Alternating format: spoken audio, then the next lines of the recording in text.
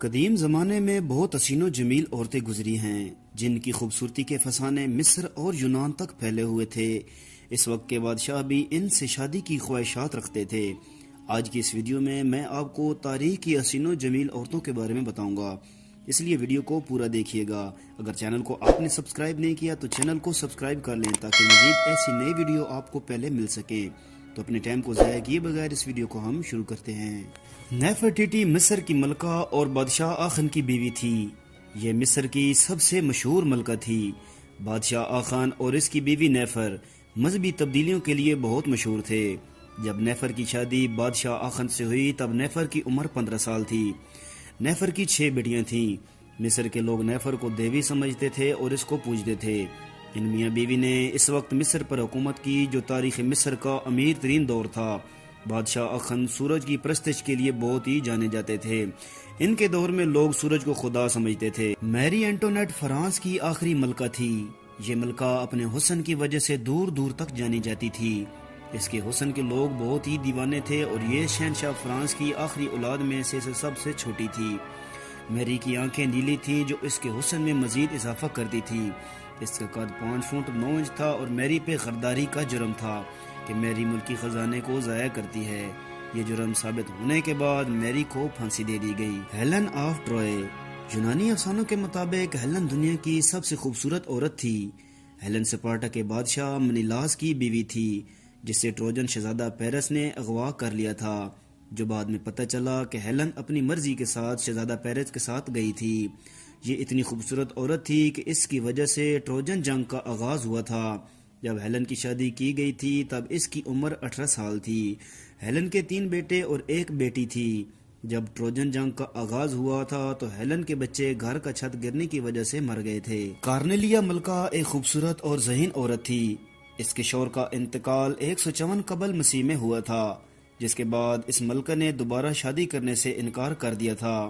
اس وقت کے بادشاہ بطلیمی کی طرف سے کارنیلیا کو رشتہ کا پیغام بھی آیا تھا جسے اس نے ٹھکرا دیا تھا اور اپنی زندگی اپنے بچوں کے ساتھ گزارنے کا فیصلہ کیا۔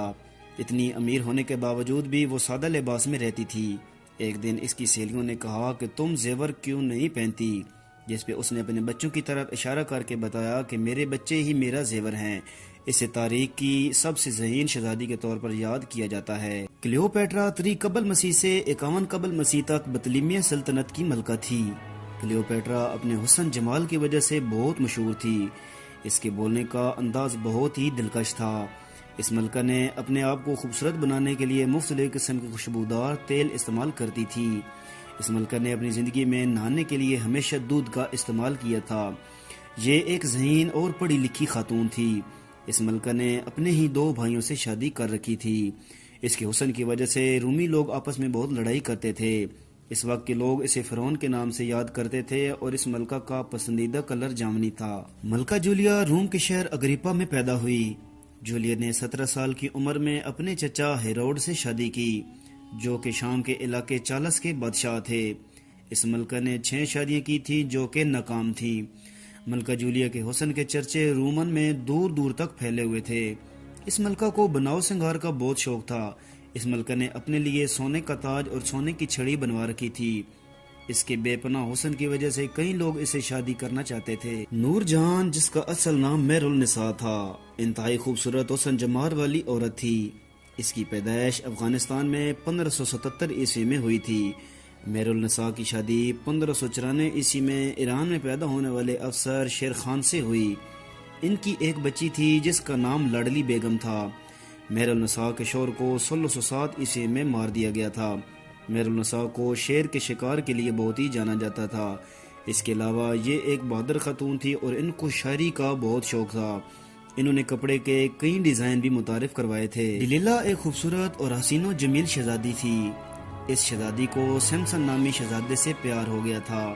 دلیلا اور سیمسن کے پیار کی وجہ سے لوگوں میں بحث اور لڑائی ہوتی تھی۔ اس شہزادی کو سیمسن کو پسانے کے لیے رشوت دی گئی تھی۔ اس کی خوبصورتی، اس کے انتہائی لمبے بال تھے۔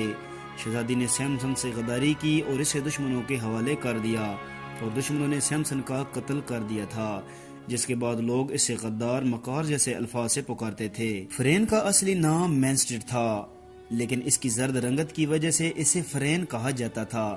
یہ ایک مکار عورت تھی جس نے اپنے حسن کی وجہ سے کئی لوگوں کو پھنسایا ہوا تھا۔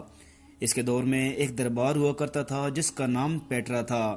اس نے اس دربار میں اپنا بیرنا جسم کے لیے نمائش کی تھی، یہ جس کے لیے آزادی چاہتی تھی۔ اس کی خوبصورتی کی وجہ سے ہزاروں لوگ اس پر فدا تھے اور اس سے شادی بھی کرنا چاہتے تھے۔ تاریخ اسے ایک مکار شہزادی کے طور پہ یاد کرتی ہے۔ امید ہے آپ کو ہماری دی گئی جانکاری اچھی لگی ہوگی۔ اگلی ویڈیو تک دے دیں اجازت، دعاؤں میں رکھیے گا یاد اور اپنا بہت زیادہ رکھیے گا خیال۔ اللہ حافظ۔